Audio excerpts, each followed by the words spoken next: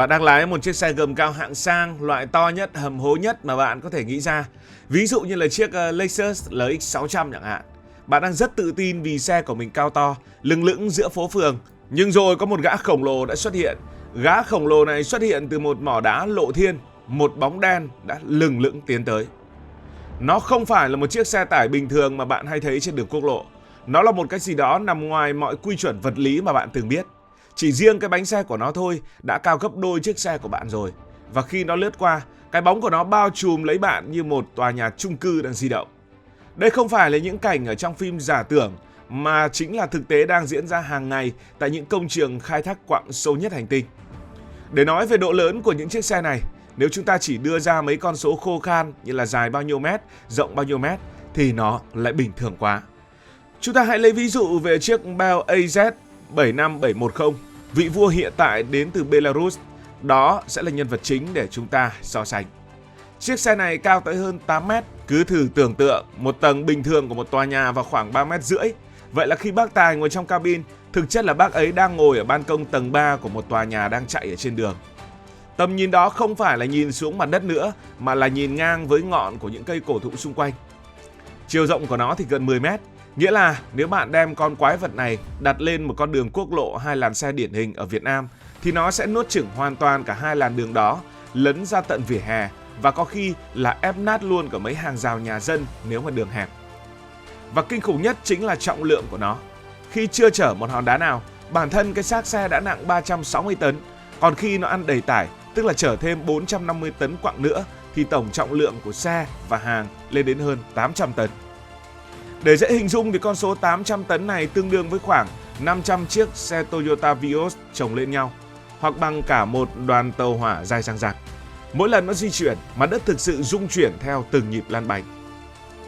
Thậm chí để bước lên được cái cabin lái, bác Tài không phải mở cửa bước vào như chúng ta đâu, mà phải leo lên một hệ thống cầu thang thép uốn lượn, chẳng khác gì đang leo cầu thang thoát hiểm trong một khu tập thể. Mỗi sáng đi làm, đó sẽ là một bài tập leo núi đúng nghĩa. Đến đây thì chắc chắn nhiều người sẽ thắc mắc, quái lạ, tại sao người ta phải làm ra những thứ to khủng khiếp và cồng kềnh đến mức phi lý như vậy để làm gì? Sao không dùng 10 hay 20 chiếc xe tải nhỏ chạy cho linh hoạt? Lỡ cái này hỏng thì còn cái khác chứ. Nhưng trong thế giới của ngành công nghiệp khai khoáng, mọi thứ đều được tính toán một cách cực kỳ tàn khốc, nơi mà mỗi giây, mỗi phút đều ra tiền. Câu trả lời duy nhất cho câu hỏi đó chính là hiệu quả vận tải trên mỗi tấn hàng. Khi bạn đối mặt với một núi quặng khổng lồ cần phải di rời trong thời gian ngắn nhất để kịp tiến độ luyện kim hay xuất khẩu, việc dùng một đội quân xe tải nhỏ sẽ trở thành một thảm họa hậu cần. Các bạn cứ tưởng tượng thế này, nếu dùng xe nhỏ, bạn sẽ cần hàng trăm tài xế, hàng trăm bộ máy cần bảo trì, hàng trăm cái họng nuốt xăng dầu khác nhau, và quan trọng hơn cả là tắc đường ở trong mỏ. Một ở công trường khai thác lộ thiên tuy rộng nhưng các con đường mòn dẫn xuống hố mỏ thì lại rất dốc và không phải lúc nào cũng thuận lợi. Nếu có hàng trăm chiếc xe nhỏ chạy ngược chạy xuôi, chúng sẽ gây tắc nghẽn, mất an toàn và cực kỳ chậm chạp. Trong khi đó, một con siêu xe quái vật chỉ cần một tài xế, một lộ trình, và một lần nó đi bằng cả đoàn xe kia cộng lại. Chi phí nhiên liệu thì nghe có vẻ kinh dị khi nó tiêu tốn khoảng 1.300 lít dầu cho mỗi 100 km. Nhưng nếu bạn chia đều con số đó cho 450 tấn quặng mà nó chở được, thì hóa ra nó lại tiết kiệm hơn nhiều so với việc dùng nhiều xe nhỏ để chạy liên tục. Hơn nữa, những chiếc xe này được sinh ra để làm việc 24/7 trong những điều kiện khắc nghiệt nhất mà con người có thể chịu đựng được. Từ cái lạnh thấu xương âm đến hàng chục độ ở vùng Siberia của Nga, cho đến cái nóng hầm hập hàng chục độ nữa ở các sa mạc tại Australia. Chúng không bao giờ nghỉ ngơi, trừ khi đến kỳ bảo dưỡng. Người ta làm nó to để nó có khả năng nuốt trọn những khối đá khổng lồ vừa được đổ mìn xong và không cần phải tốn công đập nhỏ quá nhiều. Mỗi lần cái thùng ben của nó nâng lên và đổ xuống là cả một khối tài sản khổng lồ được di chuyển. Vậy nên, to hơn không chỉ để cho oách hơn, mà to hơn nghĩa là mạnh hơn, và mạnh hơn chính là chìa khóa để tạo ra lợi nhuận khổng lồ trong ngành công nghiệp nặng này. Nhưng để nâng đỡ được cái ngôi nhà 3 tầng nặng 800 tấn đó và di chuyển qua những địa hình đầy đá nhọn, bùn lầy, chúng ta cần những thứ cực kỳ đặc biệt, đó chính là bộ lốp. Lốp của một chiếc xe tải mỏ loại lớn thường có đường kính khoảng 4 mét, tức là cao gấp đôi một người trưởng thành, hơn gấp đôi một người trưởng thành. Mỗi chiếc lốp nặng khoảng 5 tấn, tương đương với cân nặng của một con voi châu Phi. Các bạn thử tưởng tượng mà xem, Riêng việc vận chuyển một cái lốp này từ nhà máy sản xuất đến được công trường khai thác đã là một kỳ công rồi. Phải dùng những xe rơ moóc chuyên dụng và có xe dẫn đường như hộ tống nguyên thủ quốc gia. Về giá thành thì thực sự cũng là những cú sốc. Nếu các bạn thay lốp xe máy hết vài trăm nghìn hay ô tô sang chảnh cũng chỉ vài chục triệu, thì một chiếc lốp xe khai khoáng có giá dao động từ 40.000 cho đến 100.000 đô la Mỹ. Vâng, các bạn không nghe nhầm đâu. Một cái lốp thôi đã có giá bằng một chiếc xe đời mới, thậm chí là xe sang đời mới rồi. Mà một chiếc như là Bell AZ 75710 thì không chỉ có 4 bánh xe như vậy, mà thường có tới 8 cái lốp như vậy.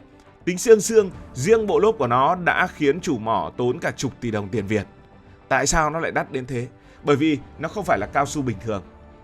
Bên trong lớp cao su dày hàng chục cm đó là một cấu trúc thép cực kỳ phức tạp để chịu được áp suất kinh hoàng. Mỗi chiếc lốp chứa một lượng thép đủ để chế tạo một vài chiếc xe con. Và loại cao su được sử dụng là một loại cao su tổng hợp đặc biệt, có khả năng chịu nhiệt và chống cắt xẻ từ đá nhọn ở mức thượng thừa. Tiếp theo chúng ta hãy cùng chui vào bên trong để xem điều gì đã giúp con quái vật 800 tấn này có thể leo dốc và chạy với vận tốc 64 km/h. Nhiều người nghĩ chắc nó phải có một cái hộp số khổng lồ, nhưng sự thật thì hoàn toàn khác. Những siêu xe tải mỏ hiện đại không dùng hệ thống truyền động cơ khí thông thường như xe chúng ta hay đi. Thay vào đó chúng sử dụng hệ thống truyền động diesel điện, hay còn gọi là hệ thống light hybrid.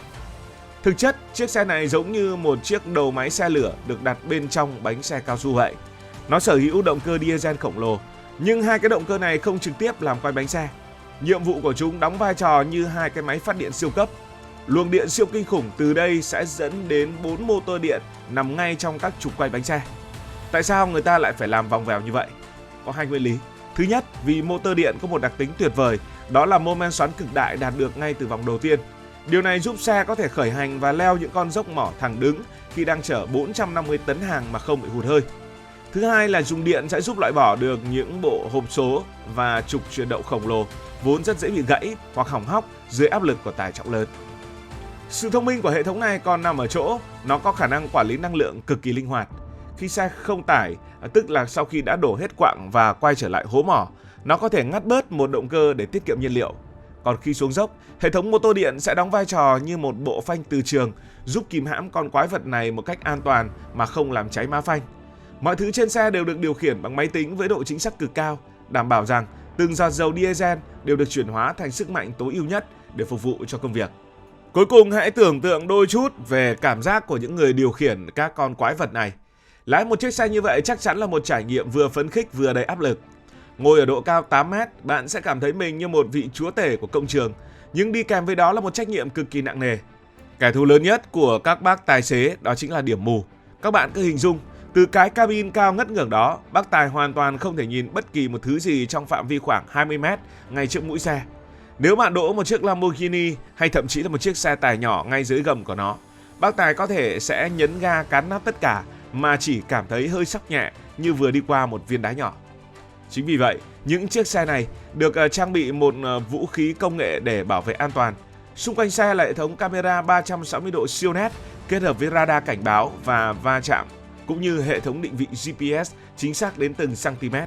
Bác tài không chỉ nhìn bằng mắt mà còn nhìn qua các màn hình kỹ thuật số liên tục.